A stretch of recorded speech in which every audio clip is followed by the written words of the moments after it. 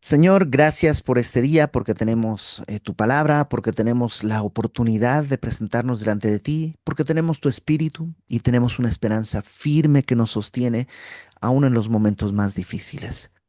Queremos escuchar tu instrucción, queremos escucharte en todo, Señor. Danos un corazón lleno de fe, eh, danos la paciencia suficiente para que aguardemos tu obra día a día en nuestra vida y que de esta manera tú seas exaltado, Señor.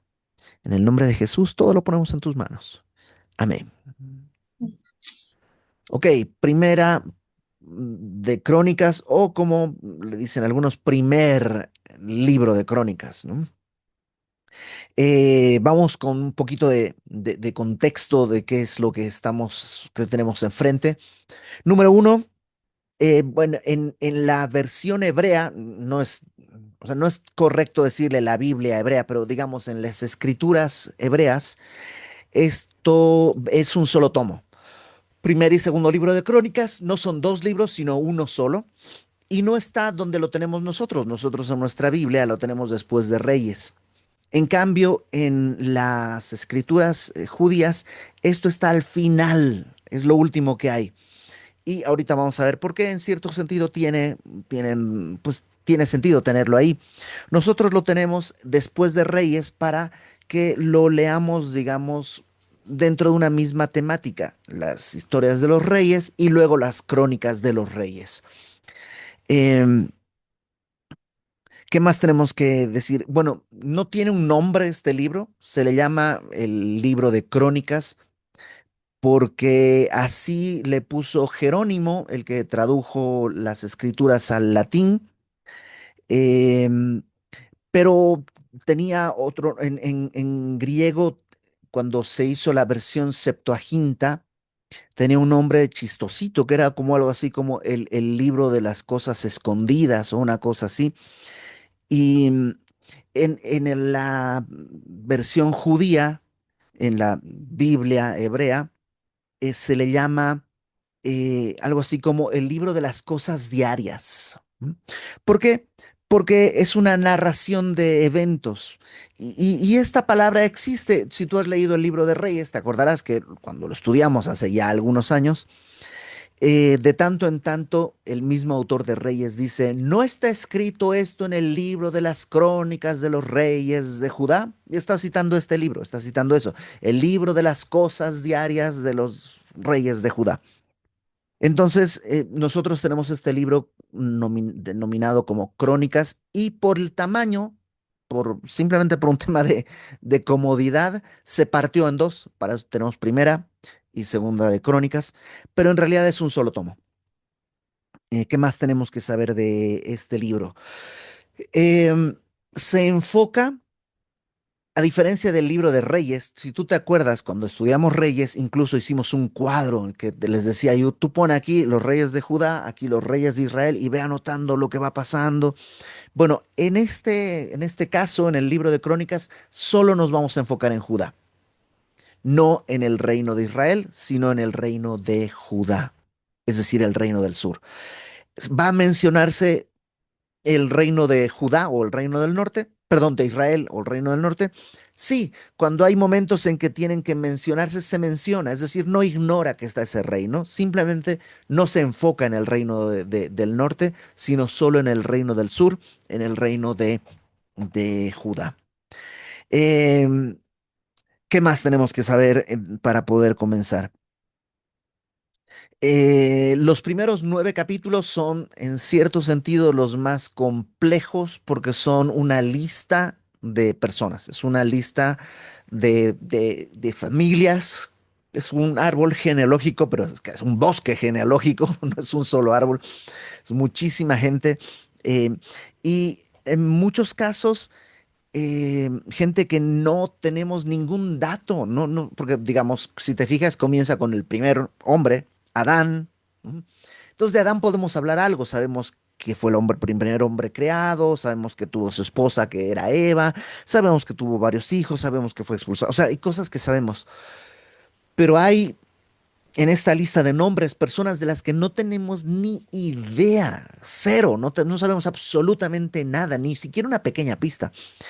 Y eso es porque nosotros no somos el público al cual se le escribió. ¿Para quiénes se escribió este libro? Se escribió este libro para aquellos eh, judíos que regresaron de la cautividad. Si tú recuerdas, cuando Israel fue llevado a Babilonia, pasaron 70 años y después de esos 70 años hay un contingente, no muy grande, pero hay un contingente que regresa dirigidos por que va a ser como el gobernador, es Zorobabel y el sacerdote Josué, y ellos regresan con este contingente de personas, pero en muchos sentidos, estas personas no entienden bien ni quiénes son. Han pasado 70 años en Babilonia. Es decir, los que están regresando para reconstruir el templo tienen 30 años, tienen 20 años, o sea, nacieron en Babilonia. No tienen una identidad clara. Es más, si tú recuerdas el libro de Esdras, hay un momento en que van a definir quiénes van a encargarse de los sacrificios. Dice fulanito, perenganito y sutanito. Sí dice que son levitas, pero no lo pueden comprobar. ¿Cómo lo podías comprobar? Con un linaje, demostrando que, bueno, mi papá era este, su papá era este, su papá era este, y así claramente somos de la tribu de Leví y podemos servir. Pero había gente que decía, pues yo sé que soy levita, pero no tengo manera de demostrarlo. Han pasado 70 años y no hay manera de demostrar ciertas cosas. Entonces, a esta gente que tienen en muchos sentidos un buen deseo, construir el templo de Dios, tienen las historias que han oído de cerca de Dios, pero en realidad ellos han nacido en Babilonia, han crecido en Babilonia, se han formado en la cultura babilónica, permeándose en medio de la cultura judía. Entonces no está muy claro ni su llamado, ni su identidad, ni su historia. Eh, También hay que considerar que esos hombres, hombres y mujeres que regresaron a Jerusalén después de los 70 años de cautividad, regresan, comienzan a trabajar para la edificación del templo y tú recordarás que hay un momento en el que la obra se detiene. No es fácil, no está siendo fácil porque hay enemigos alrededor y todo eso produce desánimo, produce angustia. Logran reconstruir el templo, pero si tú recuerdas, en Esdras, cuando reconstruyen el templo, hay gente que está llorando porque el templo no es pues ni la mitad de lo que era el templo de Salomón que había sido destruido hace 70 años. Ese templo era glorioso, era lujoso, era maravilloso. Y el que tenemos ahorita es, o sea, pues sí, es un templo de Dios, pero no tiene lujo, no, y tenemos una generación que vio el primer templo y está llorando porque este templo no está a la medida de lo que fue la gloria del primer templo. Bueno, a todos ellos se les escribe este libro. Este libro se escribe para que entiendan, número uno, su llamado, pero sobre todo para reanimar la esperanza. ¿Y cómo va a ser, porque esto es bonito, cómo va a traer esperanza el escritor de este libro a la gente que necesita esperanza? Citándoles las escrituras, es decir, va a citar la historia de Israel. Eh, em, el libro de Reyes nos narra la historia de los reyes, el libro de Crónicas nos narra esa misma historia, va a añadir algunos detalles, va a omitir otros, porque su propósito no es simplemente una narración, sino la esperanza. Busca resaltar la fidelidad de Dios, la importancia del culto y del servicio a Dios y em, digamos que este lo han planteado, no es necesariamente así al 100, pero sí se nota un poquito así. Algunos dicen que el libro de Reyes es la perspectiva humana de la historia, y el libro de Crónicas es la perspectiva sacerdotal, o si quieres, la perspectiva de Dios de la historia. Por eso, aunque narra los mismos hechos, muchas cosas no se van a entender igual, porque es distinta la perspectiva que se tiene en un libro a la que se tiene en el otro libro. Por último, ¿quién escribió este libro? La respuesta es no sabemos. No, no lo dice. Está la tradición, mantiene que Esdras es el que escribe este libro, el que escribió el libro no, el que está en el libro de Esdras. Ese primer personaje que aparece, dicen, es el mismo que escribió el libro de Crónicas. Sobre todo porque el final de Crónicas, el final, si me acompañas aquí a Crónicas, pero segundo de Crónicas, porque estamos yéndonos al final, acuérdate que es como si fuera un solo libro, capítulo 36, segunda de Crónicas 36, versículo 22. Voy a leer el 22, que es la parte final. Dice, segunda de Crónicas 36, 22. Mas al primer año de Ciro, rey de los persas, para que se cumpliese la palabra de Jehová por boca de Jeremías, Jehová despertó el espíritu de Ciro, rey de los persas, el cual hizo pregonar de palabra y también por escrito por todo su reino, diciendo, así dice Ciro, rey de los persas, etcétera, etcétera. Ahora vamos a Esdras, capítulo 1, que está justo en la página siguiente prácticamente, está ahí pegadito. Esdras, fíjate cómo comienza en el primer año de Ciro, rey de Persia, para que se cumpliese la palabra de Jehová por boca de Jeremías, despertó Jehová el espíritu de Ciro, rey de Persia, el cual hizo pregonar de palabra y también por escrito por todo su reino, diciendo, así ha dicho Jehová, Ciro, rey de Persa, Jehová el Dios, etcétera. ¿A qué voy? Es prácticamente un copy-paste uno del otro. Entonces muchos dicen por eso que Esdras es el autor de uno y del otro libro. Hay otros que plantean que no puede ser Esdras porque hay un momento en que, lo veremos más adelante en el capítulo 3, en que una genealogía se extiende 6 generaciones, 6 generaciones de Zorobabel. Entonces dicen, bueno, no, no es posible que Esdras haya podido vivir tanto tiempo para ver 6 generaciones, por tanto tiene que ser alguien que es posterior, alguien que incluso lo sitúan 200 años después del tiempo del regreso, es decir, no es algo que sucede en la vida de los hechos, sino que se narra mucho tiempo después. La verdad es que no tenemos una herramienta para decir esto es así de esta manera o no es así. Simplemente tenemos que entender que Dios decidió no poner un autor, por tanto descansamos en que Dios, que es el autor de las escrituras, es el que determinó que tenía que estar aquí escrito. Ok, eso nos sirve de introducción. Ahora, si tú dices, híjole, ya se fue el tiempo, ¿qué vamos a hacer? ¿Vamos a leer los primeros 9 capítulos? No. O sea, sí, pero no hoy. Hoy no vamos a leer los primeros 9 capítulos, sino a partir de la próxima semana. Hoy simplemente quería recordarnos la historia de, de la nación de Israel para que tengamos un marco en el cual van a ir sucediendo las cosas. Si bien vamos a empezar con Adán la próxima semana y vamos a correr todo la historia de Israel desde Adán hasta en la orden de Ciro, nos va a ayudar, creo yo, a entender un poco la perspectiva general. Y lo voy a hacer lo más rápido que pueda y espero que quede claro. La nación de Israel nace, por decirlo de alguna manera, en Egipto. ¿Por qué en Egipto?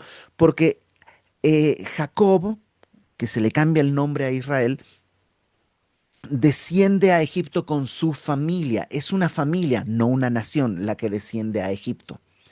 En Egipto, esa familia se multiplica, Dios les bendice de tal manera que deja de ser una familia para convertirse en un pueblo.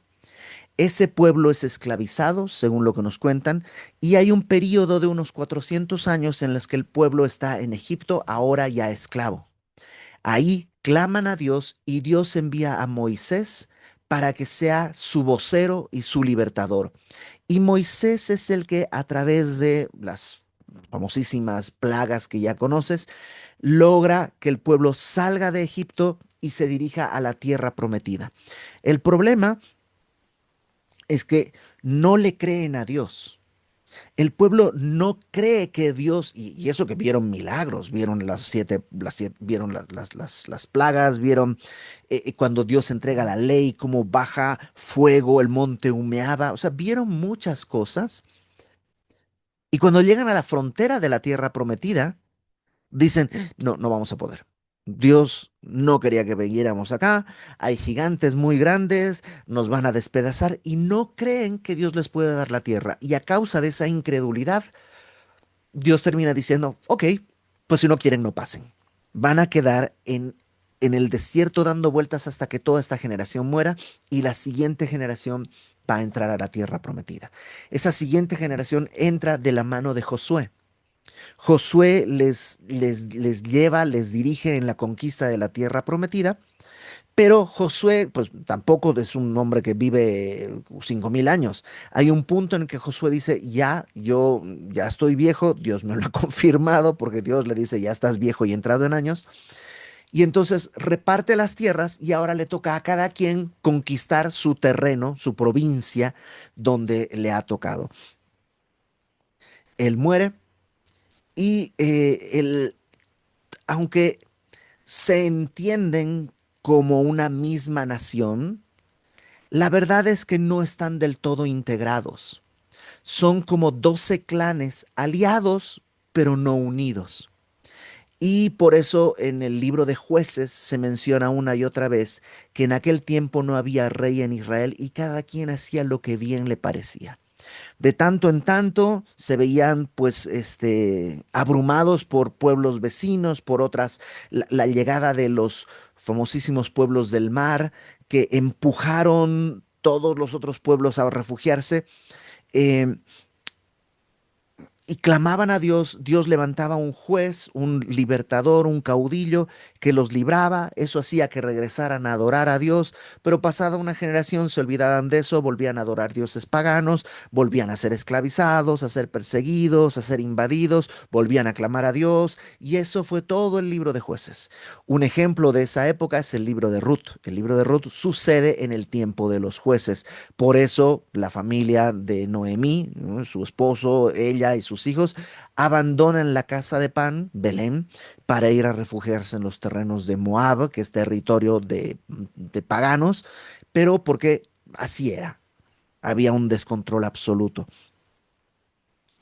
Hasta que aparece el profeta Samuel, que es el último de los jueces, porque Samuel va a ungir al primer rey, que es el rey Saúl.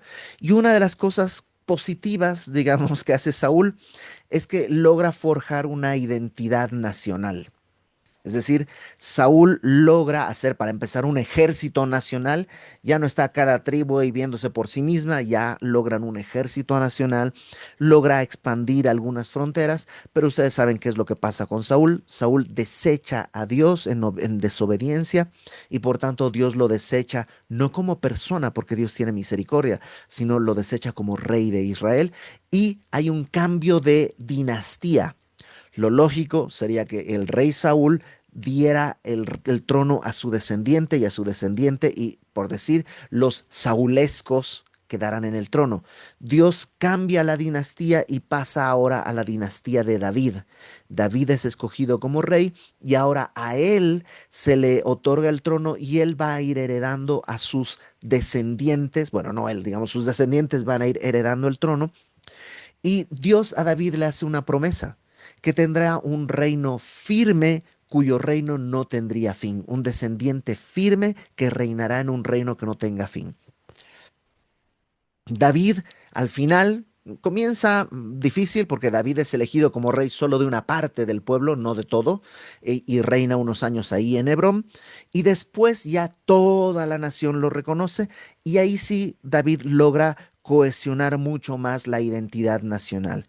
Esto, por supuesto, termina ya de cuajarse con Salomón. Salomón ya vive en un reino estable, rico, próspero, con fronteras seguras, con una identidad propia. Ya Salomón llega, todo está hecho. Salomón básicamente disfruta, por eso tiene tiempo de filosofar, escribir Eclesiastés, porque David no hubiera podido, porque pues apenas nomás unos salmos, porque no le da tiempo de más, porque su vida fue correteando.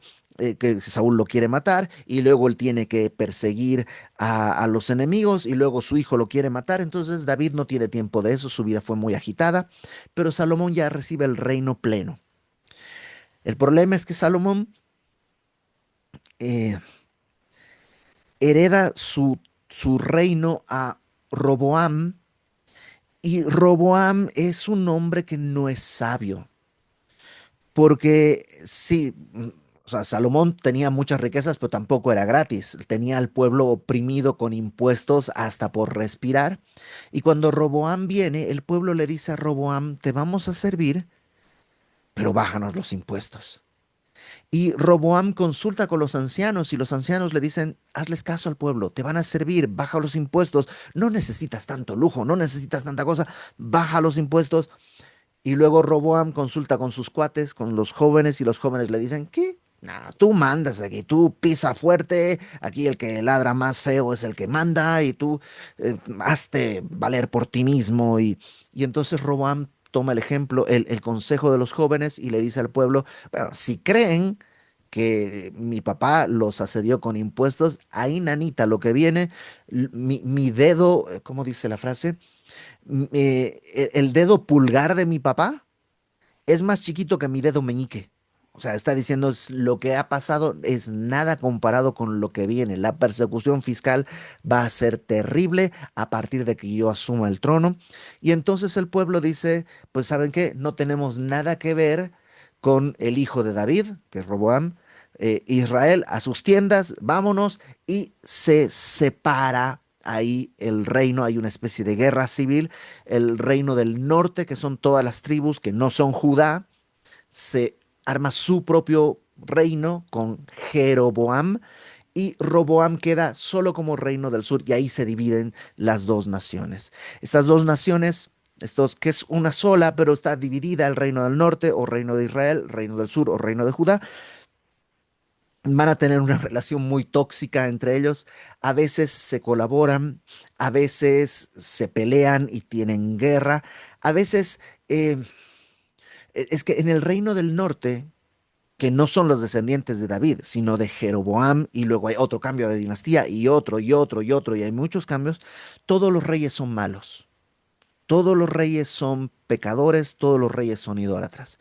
En el reino del sur, algunos reyes son buenos, algunos reyes son excelentes, hay algunos reyes, dos, que son sobresalientes, y hay algunos que sí son una lágrima absoluta, son terribles. Y eh, ese reino, el reino de Judá, se mantiene, dice Dios, por la promesa que Dios le hizo a David.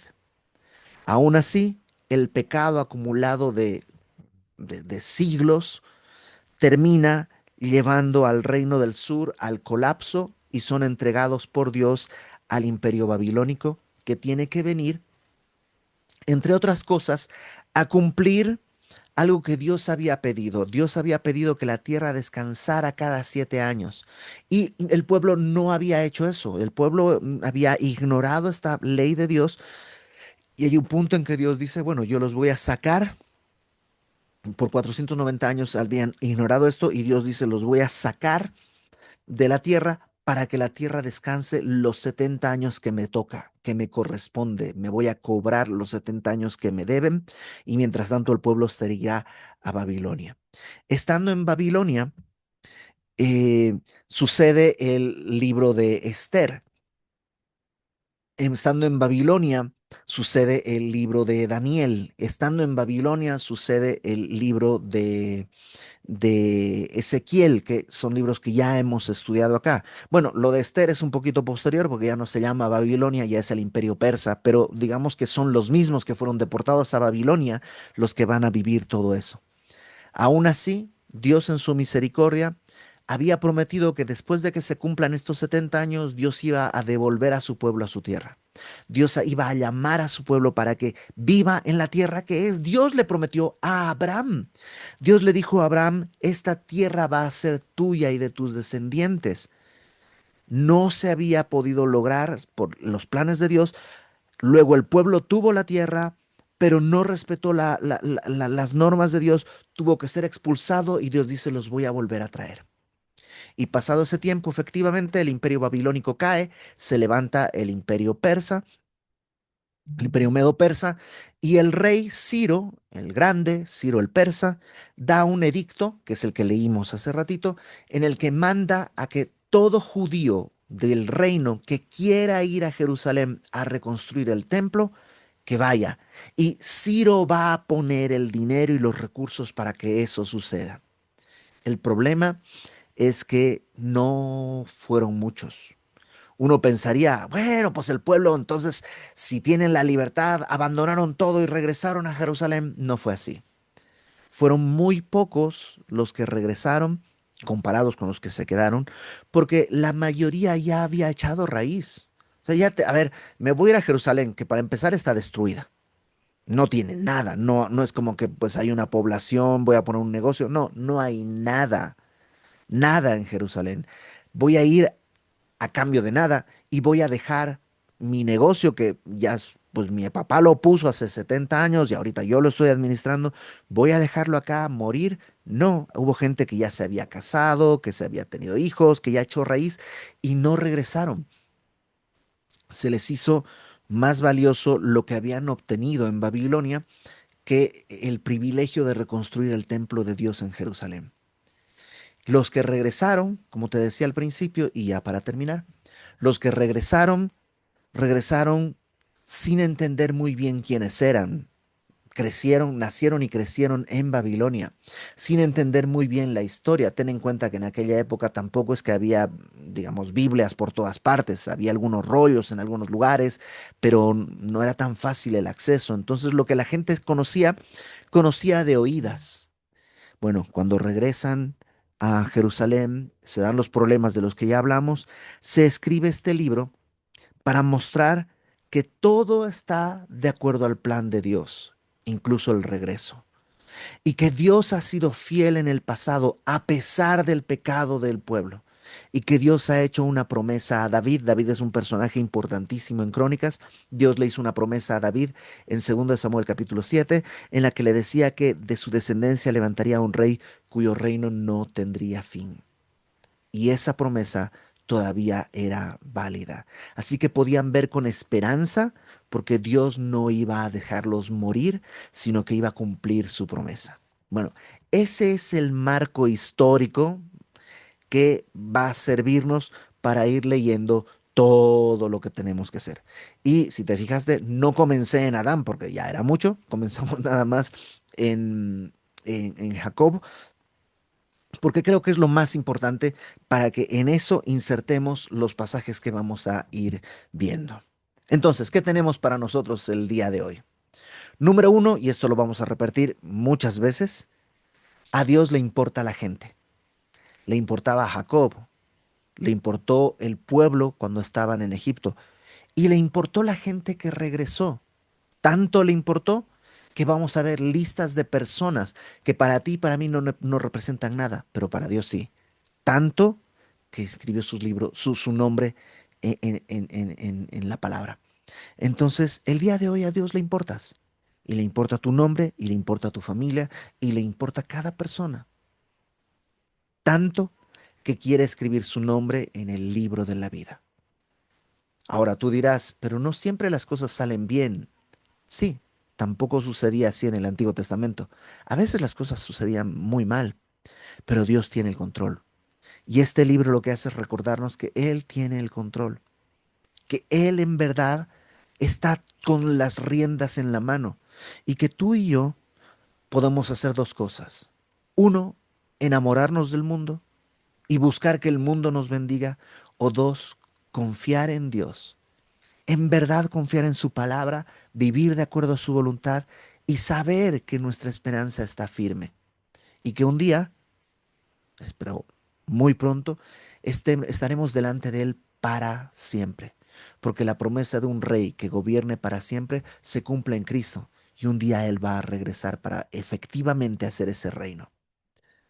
Entonces, tarea para la próxima semana, Ve leyendo el primer libro de Crónicas.